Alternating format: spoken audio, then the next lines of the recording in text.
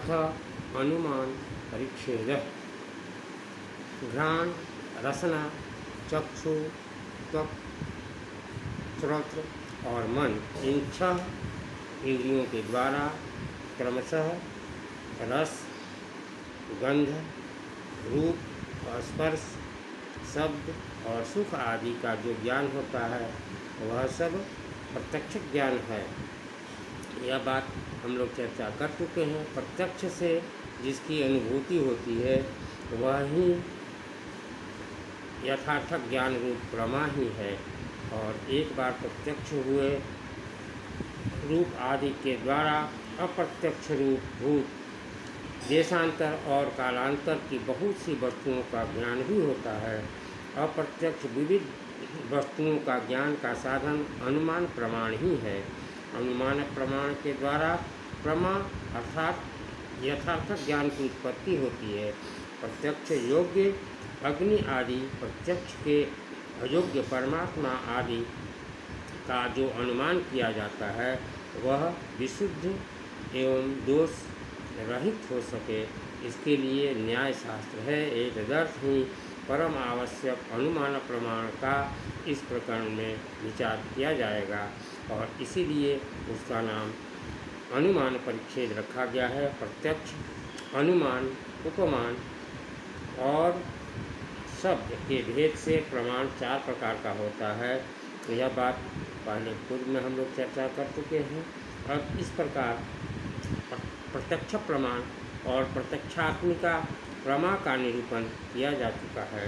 अब कार्य कारण संगति से प्रत्यक्ष निरूपण के बाद अनुमान का निरूपण प्रारंभ करते हैं और कहीं न कहीं अनुमान ज्ञान के में प्रत्यक्ष ज्ञान भी कारण ही हुआ करता है, क्योंकि धूम आदि प्रत्यक्ष ज्ञान के बिना अप्रत्यक्ष अग्नि आदि अनुमिति नहीं हो सकती है।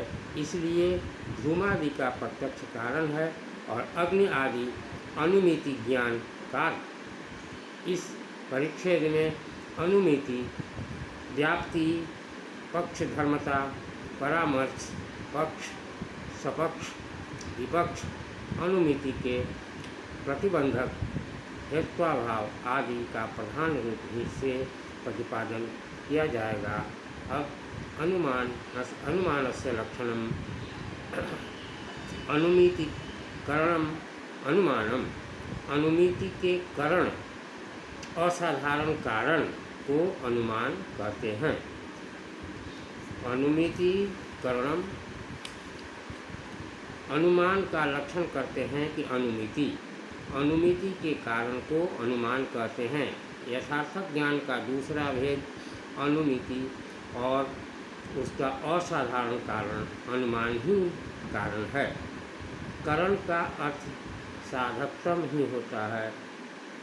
अनुमिति रूप में जो ज्ञान उसका कारण अर्थात साधकतम असाधारण कारण वह अनुमान रूप प्रमाण है। लिंग परामर्श ही अनुमान है। इस बात को आगे स्पष्ट करेंगे। यदि केवल करणम अनुमानम, करण ही अनुमान है, मात्र इतना लक्षण होता तो लकड़ी की छेदन क्रिया में कुल्हाड़ी ही कारण है, उसके अनुमान का लक्षण चला जाएगा। अतः अनुमिति शब्द का होना आवश्यक है। केवल करण अनुमान नहीं है, अपितु अनुमिति रूप प्रमा का कारण ही अनुमान है। यदि केवल मितिकरण अनुमानम अर्थात मिति का कारण अनुमान मान लिया जाए, इसका साधारण लक्षण हो तो प्रत्यक्ष ही मिति ज्ञान ही होगा। अतः प्रत्यक्ष में भी अनुमान का लक्षण चला जाएगा। केवल मिति का अर्थ ज्ञान है और अनु शब्द के प्रयोग से ज्ञान का द्वितीय भेद गृहीत होता है। प्रत्यक्ष आदि में अतिव्याप्ति रोकने के लिए अनु शब्द को जोड़ना आवश्यक है। तात्पर्य यह कि यथार्थ ज्ञान में अनुमिति शब्द भेद है और उसका साधकतम असाधारण कारण अनुमान नामक प्रमाण है। अब अनुमिति लक्षणम परामर्श जन्यम ज्ञानम अनुमिति। परामर्श से जन्य उत्पन्न ज्ञान को अनुमिति कहते हैं, जिसका कारण अनुमान है। ऐसी उस अनुमिति का अर्थ है लक्षण। इस जिज्ञासा पर बतलाते हैं कि परामर्श अनु अर्थात प्रत्यक्ष के बाद नियते ज्ञानम ज्ञान होता है, और जो अनुमिति है अनुमीयते इति अनुमिति। अनु उपसर्ग पूर्वक दुमीय घ प्रत्यय होकर के धातु से तिक्त प्रत्यय होकर के अनुमिति शब्द और लिप प्रत्यय होकर अनुमान शब्द की सिद्धि होती है। परामर्श आगे बताया जा रहा है। परामर्श से होने वाले ज्ञान को अनुमिति कहते हैं, अर्थात परामर्शजन्य ज्ञान को अनुमिति कहते हैं। यदि ज्ञानम अनुमिति इतना ही कहते तो परामर्शजन्यम को न रखते तो प्रत्यक्ष आदि ज्ञान में अनुमिति का लक्षण चला जाता है। अतः परामर्शजन्यम कहा गया। यदि परामर्शजन्यम अनुमिति इतना ही रखा जाए तो परामर्श से ध्वंस में अनुमिति का लक्षण चला जाएगा, और परामर्श ध्वंस भी पराजन्य है। अतः ज्ञानम यह पद देना आवश्यक है। परामर्श ध्वंस ज्ञान नहीं है, अतः उसमें अतिव्याप्ति नहीं होगी। और परामर्श से लक्षणम व्याप्ति विशिष्ट पक्ष धर्मता ज्ञानम परामर्शः। यथा बहनि व्याप्त धूमवानयं पर्वतः इति ज्ञानम परामर्श। तज्जन्यम पर्वतो वह्निमानम इति ज्ञानम अनुमति। व्याप्ति से विशिष्ट पक्ष धर्मता ज्ञान को परामर्श कहते हैं। जैसे बहनी का व्याप्ति धूम वाला यह पर्वत है, इति ऐसा ज्ञान को परामर्श कहा जाता है। और उस परामर्श से उत्पन्न पर्वत अग्नि वाला है, इस प्रकार का ज्ञान अनुमिति है। और परामर्शजन्य ज्ञान को अनुमिति कहा गया है। यह जिज्ञासा होती है कि वह परामर्श क्या है।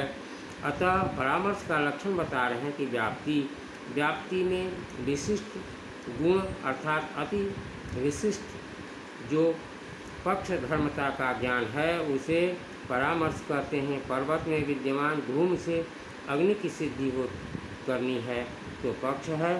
पर्वत उसमें धूम आदि की वृत्ति का ज्ञान, इसी को पक्ष धर्मता ज्ञान कहते हैं। वह यदि व्याप्ति से युक्त हो तो उसे परामर्श कहते हैं। उदाहरण के लिए समझने के लिए बहनी व्याप्त, बहनी यानी अग्नि का व्याप्त हो जो धूम, उस धूम वाला यह पर्वत, इस तरह का ज्ञान ही परामर्श है। परामर्श का स्वरूप बताने के लिए अनुमिति को दिखाते हैं। तज्जन्यम उक्त परामर्श ज्ञान से जन्य जो पर्वत अग्नि वाला है उस प्रकार का ज्ञान वही ज्ञान अनुमिति है। और इस तरह ज्ञान अनुमान प्रमाण से उत्पन्न होता है। और अनुमिति ज्ञान में व्याप्ति का ज्ञान करण होता है और परामर्श व्यापार और अनुमिति इसका फल है। अब व्याप्ति पर चर्चा करते हैं कि व्याप्ति लक्षणम यत्र यत्र धूमः तत्र तत्र अग्नि इति साहचर्य नियमो व्याप्ति। जहाँ जहाँ धूम है वहाँ वहाँ अग्नि है। इस तरह हेतुभूत धूम आदि और साध्यभूत अग्नि आदि के साहचर्य को व्याप्ति कहते हैं।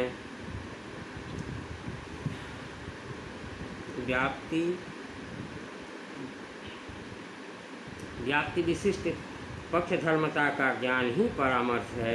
यह बात बतलाने के लिए यह जिज्ञासा होती है कि व्याप्ति क्या है। अतः व्याप्ति का लक्षण बताते हैं कि यत्र यत्र धूमस्तत्र तत्र वह्नि। इतना भाग व्याप्ति का अभिनय और साहचर्य नियमों व्याप्ति। इतना भाग व्याप्ति का लक्षण है।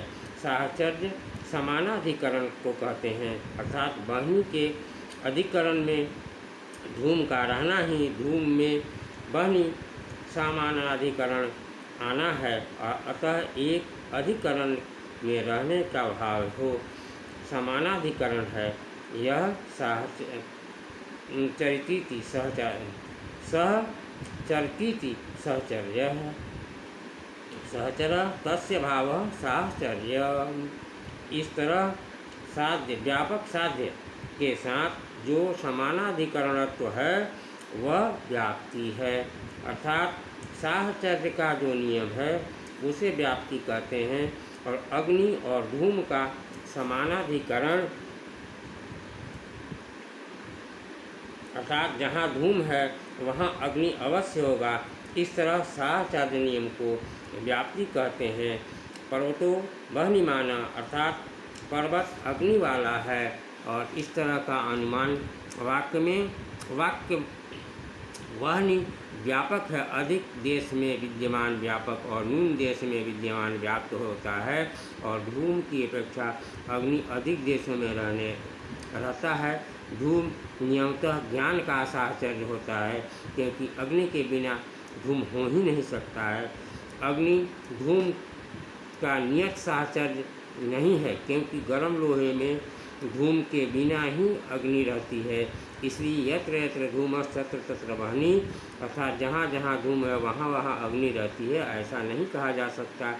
जहाँ जहाँ अग्नि है वहाँ वहाँ धूम अवश्य है। इस तरह धूम अग्नि का व्यापक नहीं है, अपितु वह अग्नि का व्याप्य है, जिसके ऊपर साध्य निरूपित व्याप्ति रहती है उसे व्याप्त कहते हैं। इसलिए व्याप्ति के ग्रहण में यत्र यत्र धूम, इस रीति से पहले धूम को कहा जाता है, फिर अग्नि को व्याप्ति लापालन के समय व्याप्त का वचन पहले और व्यापक का वचन बाद में कहने का नियम है। अग्नि को साध्य इसलिए कह रहे हैं कि हम यहाँ धूम देखकर अग्नि का अनुमान कर रहे हैं, अर्थात अग्नि के निश्चित होने का निर्णय कर रहे हैं, उसकी सिद्धि की जा रही है, वही साध्य होता है। जिन जिन स्थानों पर धूम है वहाँ वहाँ अग्नि अवश्य होगी। यह नियम के अनुसार धूम का अग्नि के साथ विद्यमान जो संबंध है वही साहचर्य नियम है, और साहचर्य नियम को अविनाश भाव से कहते हैं, और अविनाश भाव संबंध ही व्याप्ति है। धूम को देखकर पर्वत में अग्नि का निश्चय किया जा रहा है, तो अग्नि साध्य है, और अग्नि के ज्ञान होने के हेतु है धूम, पक्ष है पर्वत। पर्वत में धूम का रहना ही पक्ष धर्मता है, हेतु और साध्य व्यापक भाव संबंध रहता है।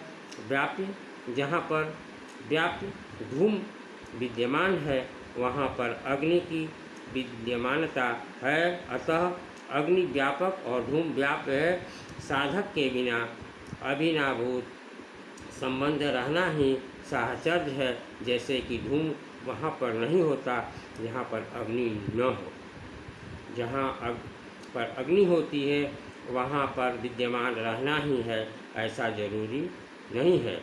इसलिए धूम व्याप्य है, और इसलिए भी ध्यान रखा जाए कि व्यापक की अपेक्षा व्याप्य अल्पादेश वृत्ति होता है, और व्यापक कहते हैं व्याप्य जहाँ पर है वहाँ पर अवश्य विद्यमान व्यापकता है, और जैसे व्याप्य धूम है वहाँ है, वहाँ अग्नि अवश्य ही होगी।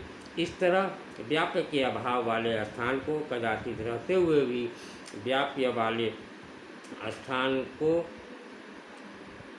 अग्नि व्यापक है। जैसे व्याप्य धूम गर्म लोहे के गोले में नहीं होता, फिर भी वहाँ धूम है, इसलिए वहाँ पर अग्नि व्यापक अवश्य रहती है। अतः जो व्याप्य स्थल में अवश्य रहे वही व्यापक है, ऐसा ज्ञान ले।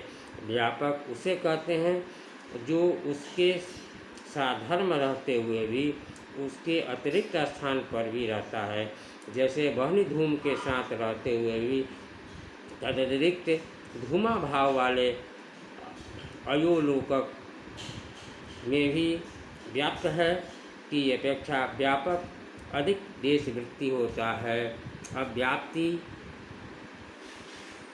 साहचर्य के नियम को व्याप्ति कहते हैं। जहाँ पर अविनाश भाव संबंध हो वहाँ पर व्याप्ति जानिए, अर्थात साध्य के हेतु का अभिनव भाव से भी संबंध ही व्याप्ति है, ऐसा समझना चाहिए। और हेतु का साध्य के साथ नियत जो संबंध है वो अग्नि के बिना धूम का न हो रहने की स्थिति है, और इस तरह का ज्ञान व्याप्ति ज्ञान है। वह वहनी व्याप्ति धूम अर्थात वहनी के व्याप्त धूम है, इस तरह का ज्ञान व्याप्ति है। इस व्याप्ति का उदाहरण के लिए कहते हैं यत्र यत्र धूमः तत्र तत्र अग्नि, अर्थात जहाँ जहाँ धूम है वहाँ वहाँ अग्नि है। यह मूल वाक्य कही गई है, यत्र यत्र धूमः तत्र तत्र अग्नि। इस बात में व्याप्ति दर्शन से पहले व्याप्त वचन और उसके बाद व्यापक वचन बोला जाता है, यह बात भी समझनी चाहिए। अनुमिति परामर्श से होने वाला ज्ञान अनुमिति है, यह बात मूल रूप में कही गई है। प्रत्यक्ष से ज्ञात संबंध के द्वारा अप्रत्यक्ष का निर्णय करना ही अनुमिति ज्ञान कहा गया है। और साध्य के बारे में बताते हैं कि साध्य जिसका अनुमान के द्वारा निर्णय किया जाए उसे साध्य कहते हैं। इसके बाद हेतु पर चर्चा करते हैं कि हेतु जिसके ज्ञान से साध्य का निश्चित होता है उसे हेतु कहते हैं। अब पक्ष की परिभाषा करते हैं, जिस स्थान पर उस तरह का निश्चय हो उसे पक्ष कहते हैं। उस जगह हेतु का साध्य के साथ अभिनव भाव संबंध के बिना उस तरह का निश्चय नहीं होता है। पक्ष धर्मता व्याप्य का पर्वत आदि में रहना पक्ष धर्मता है, यह बात चर्चा की जा चुकी है। इति वार्ता।